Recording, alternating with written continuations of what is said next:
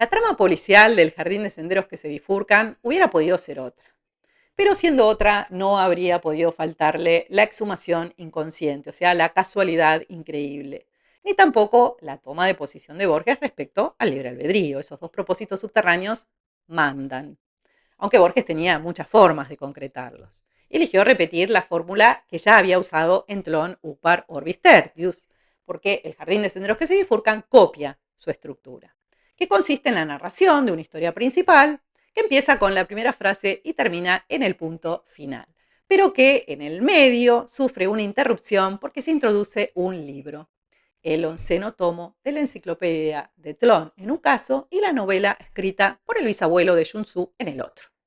Por medio del comentario de ese libro que algún personaje se encarga de hacer y que es un verdadero paréntesis especulativo, Borges introduce y discute la tesis filosófica que le interesa tratar, con mayor o menor oscuridad. Orbis Tertius aporta una explicación muy oscura. En el Jardín de Senderos que se bifurcan, escribe más relajado, es una explicación bastante más clara. Ya sabe que está solo en su obra subterránea, que nadie la leyó, que fue publicada y no publicada, y se siente más libre. Lo cierto es que en ambos cuentos el comentario del libro aporta la tesis filosófica en cuestión, que a su vez aclara el sentido de la historia principal. Dicho de otra forma, tanto la historia como el paréntesis filosófico se refieren de dos maneras a la misma tesis. La historia la ilustra con hechos y el paréntesis la explica a nivel teórico. En el caso de Tlön, Upar, Orbis Tertius, la tesis es que nuestras expectativas exhuman el mundo externo sin que lo notemos. Idea que vas a ver ilustrada en los hechos, a partir de una charla casual entre Borges y Bioy. La humanidad paulatinamente exhumó un nuevo paradigma. Como la realidad se dio sin violar las leyes naturales, nadie notó la exhumación. En el caso del Jardín de Senderos que se bifurcan, la tesis filosófica es que exhumamos una determinada secuencia de hechos y no otra, gracias al libre albedrío, a nuestras elecciones libres. Esta idea es la que tiene que quedar ejemplificada a través del caso de Sun Tzu y explicada por la novela de Zui Pen, ¿no? El bisabuelo de Sun Tzu. Ese es el hilo de Ariadna en esta trama policial, repito, anecdótica. Lo que no es anecdótico es que siempre exhumamos experiencias y no es anecdótico que somos arquitectos de nuestro destino. Ahora, cuando no somos conscientes de que esto es así, los resultados pueden ser desastrosos, ¿no? Como muestra el caso de Sun Tzu, aunque siempre podemos cambiar nuestros estados internos y con ello cambiar nuestro destino, como también muestra el caso de Sun Tzu. Por eso este cuento tiene dos partes que contrastan tanto y un momento bisagra entre las dos, que es la libre elección de Sun Tzu, su cambio interior. Esto es muy obvio. La primera parte es netamente policial, Borges sitúa a Sun Tzu en un ambiente sórdido, un mundo de espionaje y de intrigas, identidades falsas, mentiras. Sun Tzu vive lleno de miedo y de odio, mataron a su compañero, pronto lo van a matar a él y a su jefe alemán le da igual. El jefe lo desprecia por ser chino, y no solo el jefe, Alemania toda lo desprecia por ser chino, ¿no? Desprecian su raza. Pero Sun Tzu es tan cobarde que sigue sirviendo a Alemania. Bueno, ¿qué exhuma Sun Tzu en esta primera parte de la historia? A Richard Madden, un perseguidor irlandés al servicio de Inglaterra, así como a él lo despreciaban por chino, así los ingleses despreciaban a Richard Madden por irlandés, ¿no? Lo acusaban de tibieza y de traición, como es adentro es afuera. Lo cierto es que Sun Tzu, cuando se ve acorralado por Richard Madden, entre las cosas que podía hacer, elige una: transmitir a los alemanes, como sea, el nombre de la ciudad que deben bombardear. Va a servir a Alemania una vez más, pero ahora la motivación es muy distinta. No hay cobardía sino coraje, no hay abyección sino nobleza, y no hay sometimiento sino rebelión, porque Sun Tzu arriesga su vida, no solo la arriesga, la entrega su vida, no por Alemania, lo hace para reivindicar a su raza, a los innumerables antepasados que confluían en él. Quería probarle a los alemanes que un chino podía salvar a sus ejércitos. Ese deseo altruista es el que abre la puerta a la casualidad increíble y a la segunda parte de este cuento. Fíjate, Sun Tzu tenía que matar a cualquier persona de apellido Albert. buscó a dedo en la guía telefónica. El azar, entre comillas, se posó en Stephen Albert, que vivía a media hora de tren.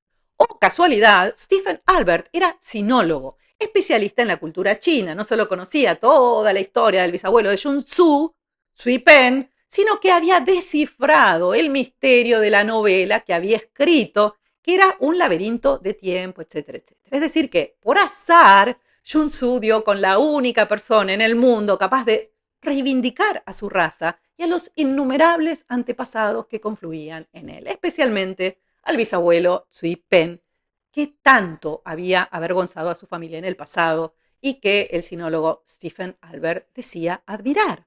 Le explica a Sun Tzu que su bisabuelo no había sido un loco, sino un genio incomprendido, como Pierre Menard y como Herbert Wayne, porque Sui Pen es el nuevo disfraz de Borges en este cuento, así que tenés que prestar mucha atención a lo que pensaba este personaje y a todo lo que se dice de él.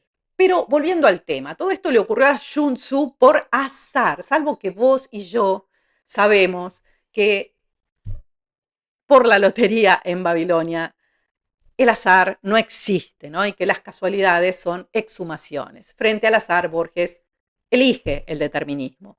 Lo que viene a especificar el jardín de senderos que se bifurca en este nuevo capítulo es que el determinismo que él plantea no es incompatible con el libre albedrío, en contra de Leibniz. Escúchalo.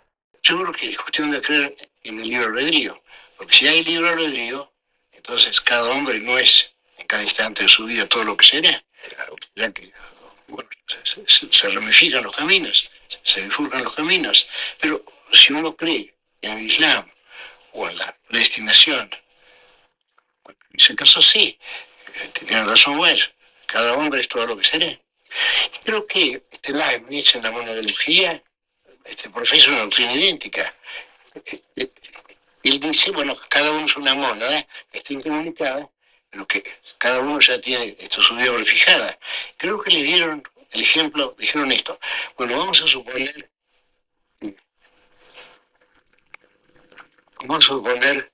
que César, bueno, no hubiera sido asesinado por sus amigos. Y Leibniz contesta, eso no importa. Él estaba predestinado para esa muerte. Y él habría sentido que no hubiera ocurrido. Le digo que cada individuo está solo y está condenado a un camino. Me dice la misma idea de Wilde, pero él lo dice de un modo más increíble todavía, ¿no? Pero igual podemos aceptarlo, ya que tenemos el hábito de aceptar a Wilde, bueno, lo aceptamos por un ingenio, pero cuando Leibniz propone eso seriamente, gravemente, creo que el lector te disiente.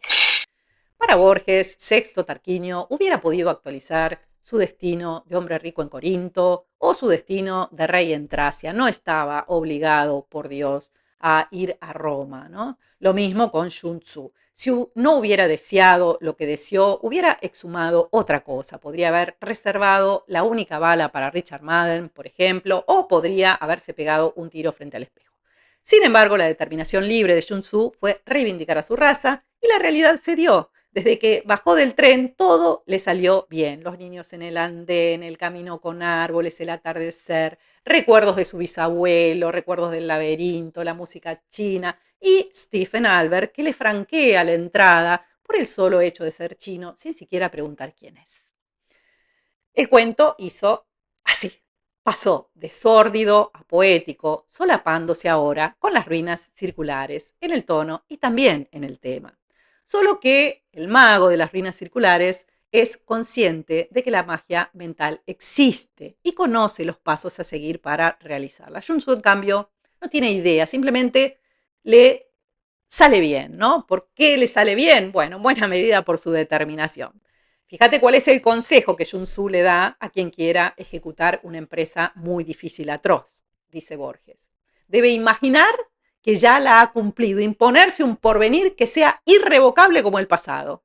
Y para reforzar esta idea está la otra frase que aparecía repetida en la novela de Sui Pen al final de cada capítulo. La frase decía, así combatieron los héroes, tranquilo el admirable corazón, violenta la espada, resignados a matar y a morir. Deseo claro, más determinación interior inquebrantable es igual a exhumación. Esto se retoma y amplía en las ruinas circulares. Es el mantra de los escritores del Nuevo Pensamiento. Por último está la novela de Tsui Pen, ¿no? Famosa por lo contradictoria, y a eso vamos. Famosa por lo contradictoria porque en el tercer capítulo moría el héroe, en el cuarto estaba vivo, pero Stephen Albert le explica a Sun Tzu, es un laberinto de símbolos, un invisible laberinto de tiempos. Hay confusión, hay contradicción, es infinita, pero no se trata de un infinito circular, ni tampoco se trata de un infinito progresivo. Todo esto le explica. ¿Qué es? Es la memoria universal, la totalidad de mundos posibles. Cada uno coherente en sí, pero un delirio tomados en conjunto. Las posibilidades, libros, senderos, llamalos como quieras, se contradicen si las tomas en simultáneo. Ahora, cada vez que una persona toma una decisión, actualiza una secuencia y cancela las demás. Las cancela en su vida, en su aquí y ahora, no las borra de la memoria universal. A cada instante se nos abren diversos porvenires, ¿no? Y a cada instante elegimos uno que se bifurca en otros diversos porvenires de los que elegimos uno, que se bifurca en diversos porvenires y así en un infinito periódico, como ya había quedado dicho en la biblioteca de Babel. En esto consiste el libre albedrío para Borges. En el próximo video vamos directo a las ruinas circulares.